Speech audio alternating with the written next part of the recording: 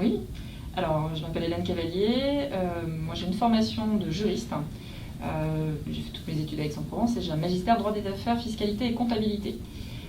J'ai également passé le CFP1, le CAPA, et je suis devenue avocat, donc j'ai travaillé pendant plusieurs années en droit du travail, avocat en droit du travail dans le sud de la France, pour des grands groupes de grande distribution ainsi que dans le BTP. Et puis au bout de quelques années, j'ai intégré le monde de l'entreprise en qualité de RH, responsable des ressources humaines, dans le milieu de l'industrie, de la maintenance industrielle, de tout ce qui est lié à l'énergie. Et puis ensuite, j'ai intégré le secteur public, les chambres de commerce et d'industrie, pour prendre plusieurs postes de DRH dans ce cadre, et enfin être directeur des relations sociales au niveau national, et de négocier avec les organisations syndicales un certain nombre de choses liées aux accords d'entreprise.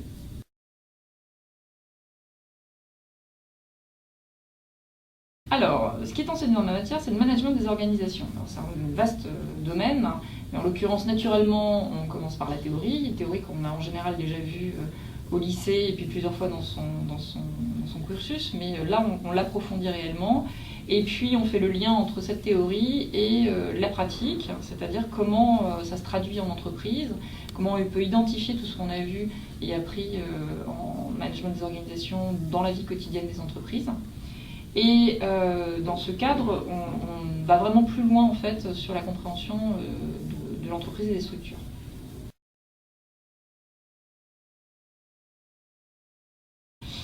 Alors, naturellement la théorie, c'est la base. Et puis ensuite, puisque moi je fais le lien véritablement entre l'entreprise, le monde de l'entreprise et l'enseignement universitaire, je ne suis pas universitaire, on va vraiment travailler sur tout ce qui est lié aux pratiques, donc sur un certain nombre de thématiques. Par exemple, j'aime bien en ce moment creuser sur tout ce qui est transition numérique dans les entreprises, comment les entreprises ont appréhendé les évolutions dans le monde numérique depuis un certain nombre d'années et ce qu'il se passe réellement aujourd'hui dans les structures.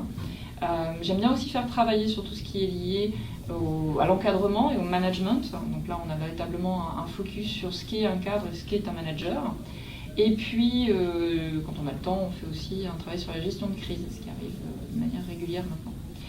Et cette partie, enfin, ces différents éléments sont appuyés, enfin, en tout cas sont traités avec le cas échéant des études de cas, puisque ça fait partie des devoirs qui sont à rendre, mais aussi qui peuvent être présentés en cours. Donc il y a une vraie présentation qui est faite devant l'ensemble des collaborateurs, mais c'est tout à fait ça. L'idée étant de faire des présentations très professionnelles, donc devant les étudiants. Et puis j'aime bien aussi mettre en place des jeux de rôle, des mises en situation, pour que les étudiants puissent confronter à une situation particulière qui leur est donnée, se développer et puis exercer. Enfin, imaginer ce qu'ils ont envie de répondre et le mettre en œuvre, puisqu'on fait des débriefs ensuite avec l'ensemble des étudiants sur ce qui s'est passé et ce que ça leur a appris.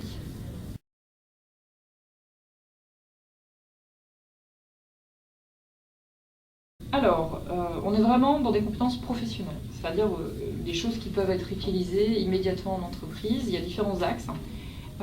Sans ordre d'importance, mais il y a la capacité de comprendre la structure. La difficulté qu'on a souvent quand on est en entreprise ou quand on finit ses études, c'est qu'on est de plus en plus spécialisé. On est sur son domaine et on devient un expert dans son domaine, un pro en tout cas dans son domaine, et on perd un peu de vue au final la globalité de l'entreprise. Donc l'intérêt du MDO, et de ce M2 en particulier, c'est véritablement de remettre tout ça dans un cadre plus large, de mieux comprendre la structure dans laquelle on est, de comprendre les liens entre les différentes personnes et les différents services, et puis de s'adapter le plus possible à la structure de l'entreprise sans se perdre. Ça aussi, c'est l'aspect important. C'est toujours un peu compliqué de continuer son évolution et son parcours professionnel sans oublier des passages importants de sa propre existence. L'autre point, par rapport au passage à l'oral notamment, c'est qu'on est...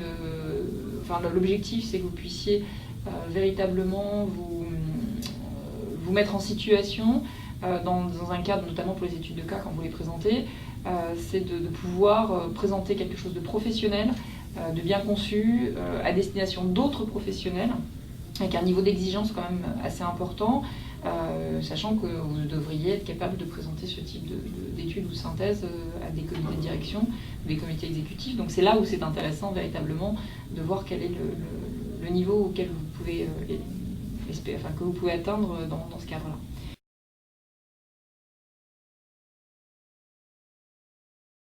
Les points forts, c'est vraiment la capacité de recul, la capacité de synthèse, tout ce qui est lié en fait à la compréhension du monde de l'entreprise et du monde de l'économie pour pouvoir faire la synthèse entre les deux.